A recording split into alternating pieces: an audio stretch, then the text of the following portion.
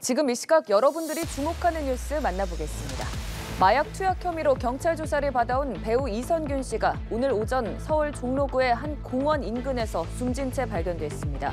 이 씨는 20대 오랜 무명 시절을 거쳐 2019년 기생충으로 세계의 주목을 받으며 월드스타 반열에 올랐는데요. 특유의 부드러운 목소리로 큰 사랑을 받았습니다. 갑작스런 비보에 영화계도 충격에 빠졌는데요. 줄줄이 일정을 취소하고 추모에 동참하는 분위기입니다. 신세롬 기자입니다. 한국예술종합학교 연극원 1기 출신인 배우 이선균. 1999년 비주의 괜찮아 뮤직비디오에 이어 2001년 시트콤으로도 데뷔했지만 오랜 기간 무명으로 단막극에서 입지를 다졌습니다. 그러다 30대인 2007년 드라마 하얀 거탑에서 큰 주목을 받았고 커피 프린스 1호점, 파스타 등에서 울림 있는 목소리와 연기력을 인정받아 국민 배우로 거듭났습니다. 특히 2018년 드라마 나의 아저씨는 이선균 연기의 변곡점으로 꼽히는 그야말로 매니아층이 두터웠던 작품입니다. 영화에서도 로맨틱 코미디와 스릴러, 멜로 등 다양한 장르를 비롯해 홍상수 감독의 독립예술영화에도 다수 출연했습니다. 무엇보다 2019년 봉준호 감독의 영화 기생충으로 월드스타 반열에 올랐습니다. 지금 진짜로 이상한 게 온 것 같아. 올해도 그가 주연한 영화 탈출 프로젝트 사일런스와 잠이 동시에 칸 영화제에 초청받는 등 커리어 정점에 올랐던 상황. 하지만 지난 10월 마약 투약 혐의로 경찰 수사를 받는다는 사실이 알려지며 대중에 큰 충격을 안겼습니다.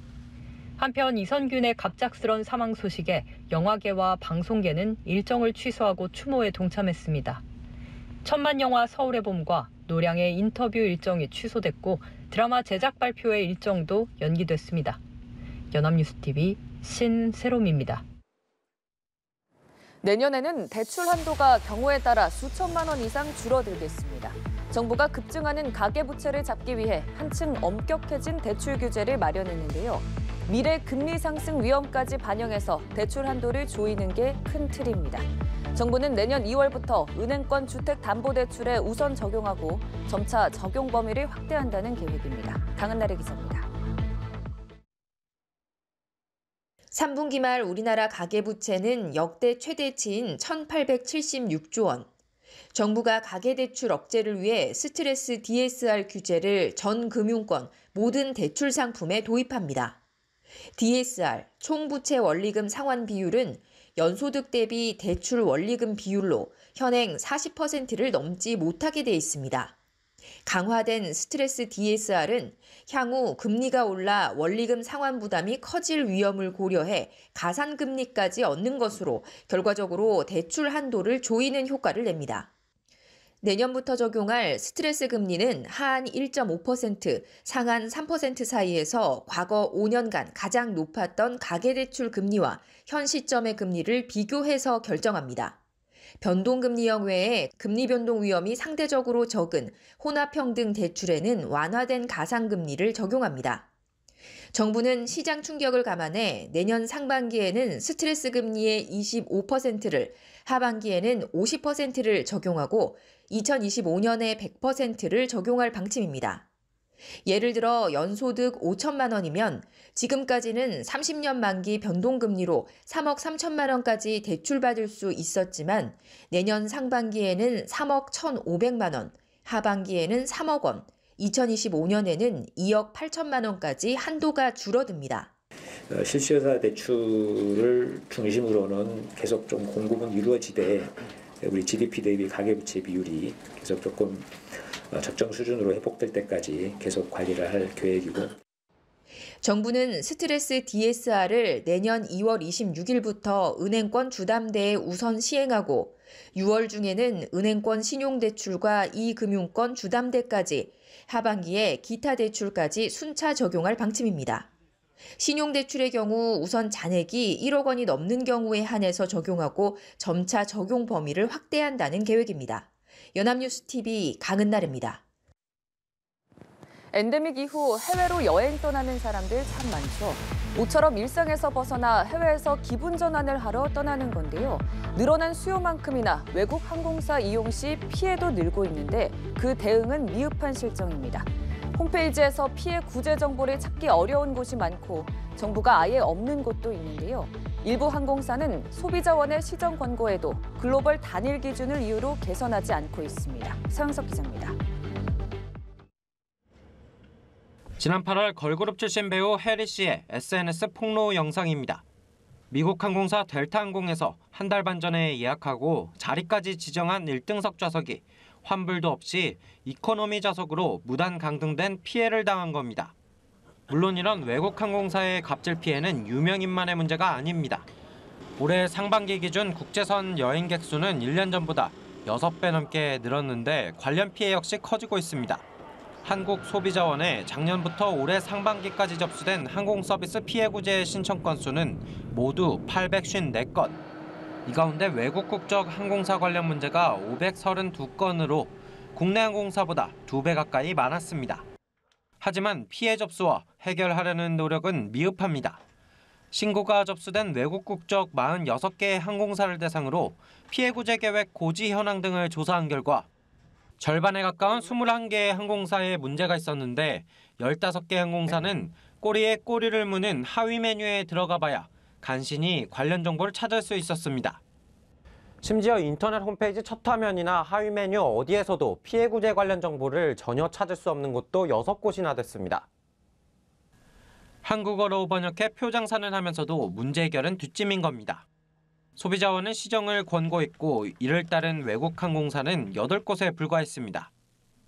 여러 항공사들에게 개선 권고를 했는데 일부 항공사들은 외국적 항공사다 보니까 시정을 글로벌 단일 기준으로 이렇게 홈페이지를 운영하고 있다는 이유로 소비자원은 지속적인 모니터링과 함께 국토교통부 등 관계부처 협조를 통해 개선 작업을 해갈 것이라고 밝혔습니다. 연합뉴스TV 서영석입니다. 미국 정부가 애플워치의 특허권 침해 분쟁과 관련해 일부 기종의 수입을 금지한 국제무역위원회의 결정을 수용했습니다. 의료기술업체 마시모의 혈중산소 측정 기능 특허를 침해했다는 건데요. 이에 따라 애플워치 9 등의 미국 내 판매가 사실상 중단됐습니다. 애플은 즉각 연방법원에 항소했지만 타격은 불가피할 전망인데요. 삼성전자의 갤럭시 워치가 일부 반사 이익을 볼 수 있다는 관측도 나옵니다. 윤석희 기자입니다. 애플이 지난 9월 새롭게 출시한 워치 시리즈 9과 울트라 2에 탑재한 혈중 산소 측정 기능입니다. It uses a machine learning algorithm to detect the unique signature of tiny movements and changes in blood flow when your hand and fingers perform a double tap. 애플은 워치 시리즈 6부터 이 기능을 탑재해 왔는데 의료 기술업체 마시모는 자신들의 기술 특허를 침해한 것이라고 주장해 왔습니다. 이에 대해 국제무역위원회 ITC는 지난 10월 애플이 마시모의 특허를 침해했다고 판단했고 미국 무역대표부도 ITC의 결정을 인정했습니다.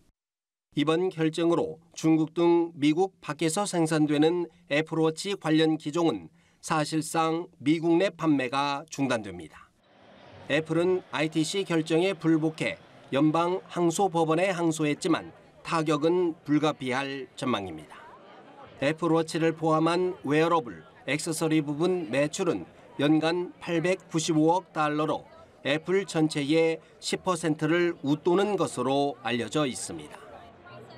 Apple, they need to stop the dam from overflowing because if this continues, this could become a water issue and others could jump into patent lawsuits versus Apple.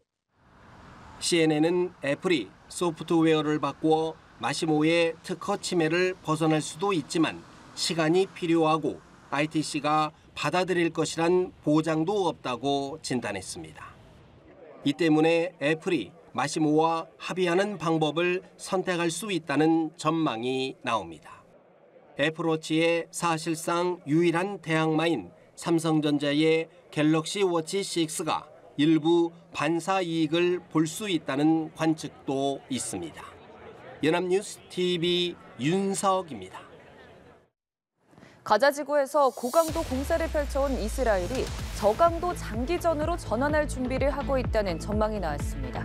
저강도 장기전에 돌입하게 되면 가자 지구 내 이스라엘 군 병력은 줄고 분리장벽의 완충지대 폭은 확대될 것으로 보이는데요. 종전한 논의도 본격화하는 것으로 알려졌습니다. 이스라엘군은 하마스 소탕을 위해 전쟁이 수개월 더 걸릴 것이라고 전망했습니다. 황정현 기자입니다. 가자 지구에서 대규모 살상 무기를 동원해 전면적인 군사 작전을 펼쳐온 이스라엘이 태세 전환을 준비 중인 것으로 알려졌습니다. 이스라엘 현지 언론은 이스라엘이 미국의 요구에 따라 저강도 장기전으로 전환할 준비를 하고 있다고 밝혔습니다. 앞서 미국은 가자 지구에서 민간인 사상자 수가 급증하자 무차별 폭격 대신 하마스를 정밀 타격하는 저강도 전쟁으로 전환하라고 압박한 바 있습니다.